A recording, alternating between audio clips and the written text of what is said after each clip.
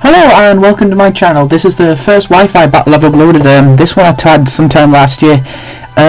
Basically, it's an OU tier battle, but as you can tell, there's two Ubers in there now. Of course, Greninja wasn't banned back then, but it's Wi-Fi. You can't really expect small gun rules on the Wi-Fi.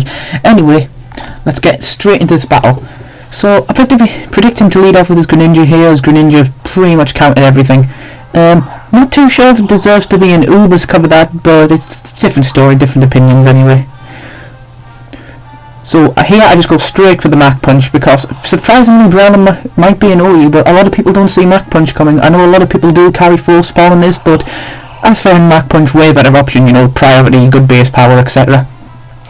So you go straight into the Charizard here, and it's usually Charizard Y, so I predicted that thing to come and just go straight for the Flamethrower. But I don't really mind it setting up a drought, as I say, and his team's certainly not going to take advantage of it. He's just using it for, you know, for the raw power that it has. So anyway, he's going to go straight for the Flamethrower, bringing me all the way down to my sash. Then I'm going to counter with the Rock Tomb. Rock Tomb, 90 base power on Breloom, so Breloom needs to get a lot more play. You rarely see it on Wi-Fi, you might see it more on Showdown, but it needs a lot more play. It's a really good type. So I was expecting a Shadow Sneak here just to see, but I was predicting a special Aegis Slash since it didn't carry the Shadow Sneak. So I was a little bit cautious here about switching out, especially going into Arcanine Cough. I don't think I'd want Hit K in its defensive mode. So here comes Whoop or Arcanine. The reason it's called that is basically just for what you see it here. Whoop's Intimidate. It makes me laugh. So anyway, the Aegis Slash still stays asleep. I did predict a switch, but either way I wanted something to get burned. So what he decides to switch into is a Snorlax, which is probably not the best play because mainly you see a physical attacking Arcanine. Sometimes you see special Arcanine, but this Arcanine's a bulky set. Basically max HP, nearly max special defense, and maybe 30 IVs in defense. So here he goes for the Curse, but obviously I'm not going to let him set up. I predicted this to be some kind of setup Snorlax because they seem to be working the best. So just roll it straight out. At this point I really wish I had Stealth Rock set up. So here comes the Aegis Slash. So yeah, I just wanted to see it would stay on, so I went for the Flamethrower. It seemed a safe bet. So I go straight for the Flamethrower, and it's typical the Sun ended. Because if that Sun was up, it would have caused a hell of a lot more damage than that did. But he revealed the leftovers, at least it's not weakness policy. So I'm just predicting what he'll do here, so straight to the King Shield. Which is the wise, maybe not the wisest play. I personally would have switched, but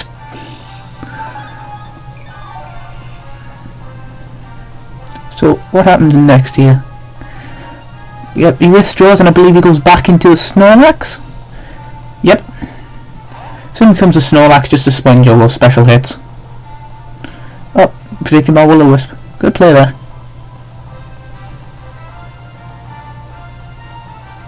So yet again he's trying to set up and I just go straight for the roll.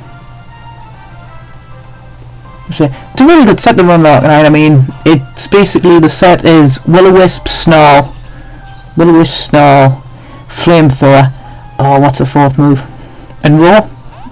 Roll, Will-O-Wisp, Snarl, and Flamethrower. Yeah, there we go, that's the move set for that. Basically, it's just to keep.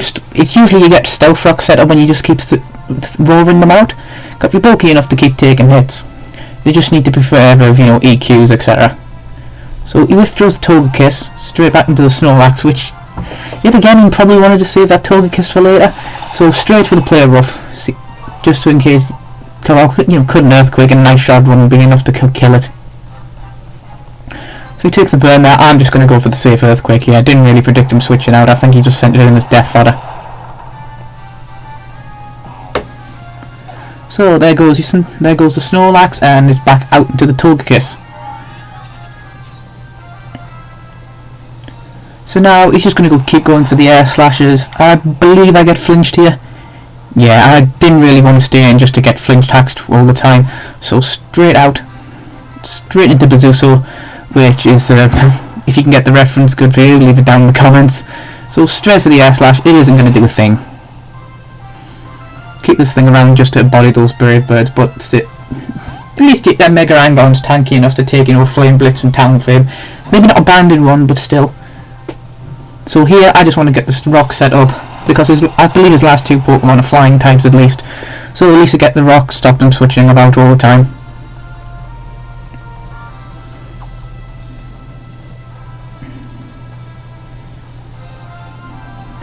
Now, here I honestly predicted an Earthquake, but I thought I'd be tanky enough to get it.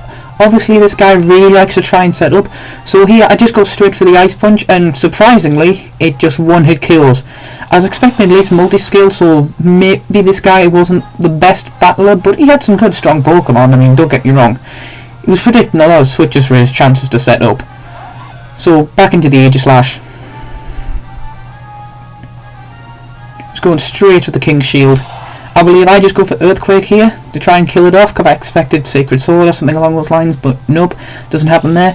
So this time, I don't care if he Sacred Swords tries to set up, etc. I at least want this thing paralysed. And he switches and he goes straight into the Togekiss. So at least with that thing paralysed, I do manage to outspeed it. Then I can just use Ice Punch to eventually kill it.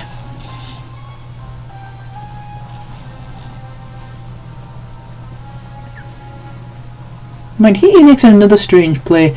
I would have went for the Thunder Wave just for the chance, so he would have outsped, but instead he goes straight for the Dazzling Gleam. I reckon he thought I was fully defensive maybe, but that does very little. And it is a non-effective hit, but that does seriously very little. So, final Ice Punch to finish it off. Going into his final Pokemon, which is the Aegislash.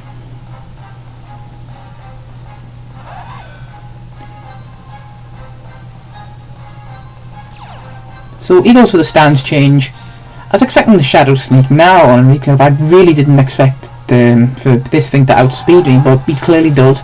So he hits that Sacred Sword, does absolutely nothing. Mega Angon is just a tank, and I went for the Thunder Wave here, expecting the King's Shield just for some kind of lefties recovery and some kind of hope that he'd live. But this time, I think at the end he just gives up, because the final turn I basically just straight away go for the EQ, and it's dead. In its sword mode, Aegislash really can't take any kind of hit. Even a really, you know, defensively invested one. So I managed to win that battle, and it was a good battle. It was a one I had a while ago. I really need to get a lot more into the Wi-Fi battling. Anyway, I hope you enjoyed the video. Sorry for the quality. I'm hoping to upload more in the future, get a bit better commentating, etc. Anyway, have a nice day, and I hope you enjoyed the video.